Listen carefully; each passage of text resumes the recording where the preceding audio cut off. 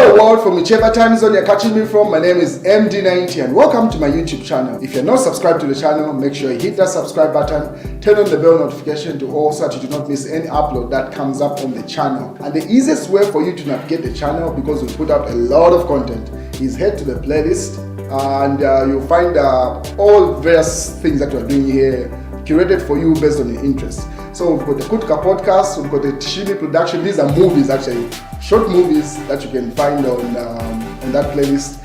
And news and trends.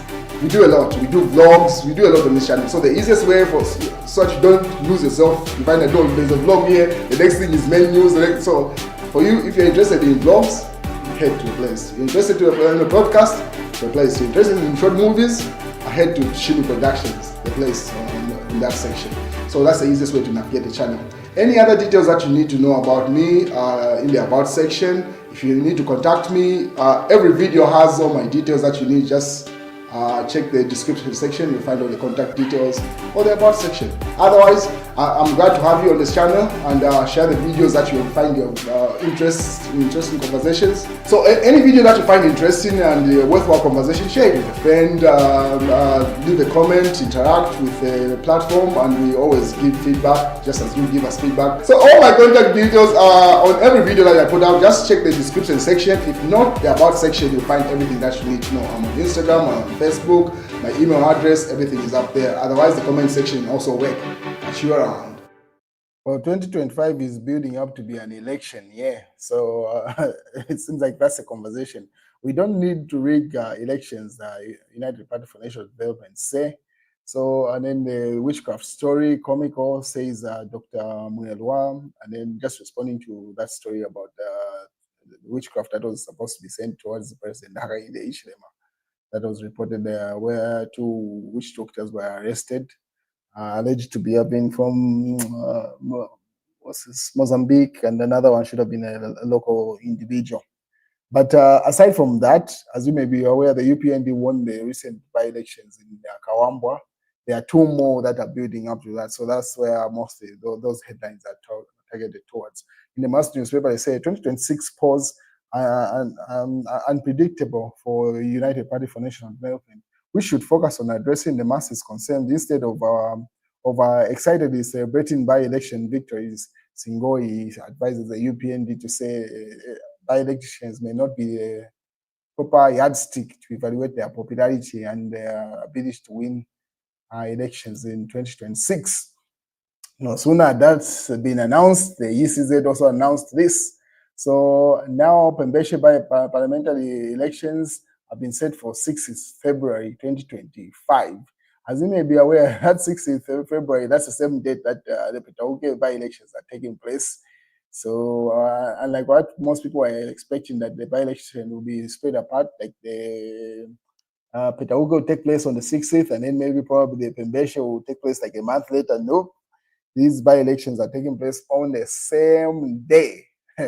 So Phoenix FM reports the same. The Electoral Commission of Zambia, ECZ, has set Thursday, 6th February 2025 as the date on which Pambashe constituency by-elections in the Kawambwa district of Luapula province will be held. The by-election has raised due to the conviction by a court of Mr. Ronald Chitotela, the Patriotic Front Member of Parliament for Pambashe constituency, and a declaration by the Speaker of the National Assembly of a vacancy of parliamentary seat in the said constituency. So JJ's seat and Ronald Chitotela's seat will be up for grabs on the same day. This is likely to be interesting to watch. And then there's been a conversation to say that the UPND were trying to field Dorothy as their candidate in Petauke, but the other one, when she published a book, should have been like 3 months ago, where she said she had no interest of getting back into politics. But politicians are the most unpredictable people.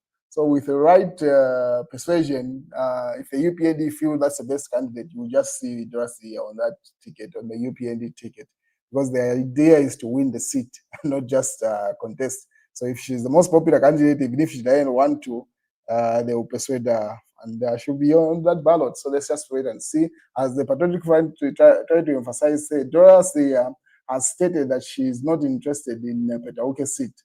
It's like they're trying to comfort themselves because they know without JJ contesting there, if she was to contest, the likelihood of her winning is very high.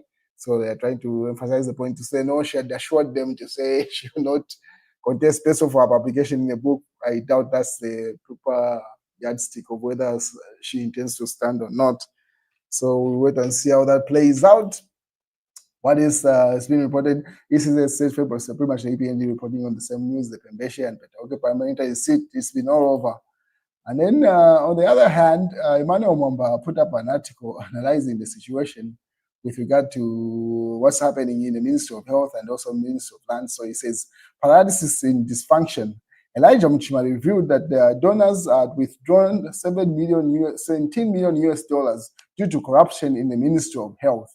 And has also stated that the ministry is in a mess. That's the statement attributed to the current Minister of Health, Elijah Muchima.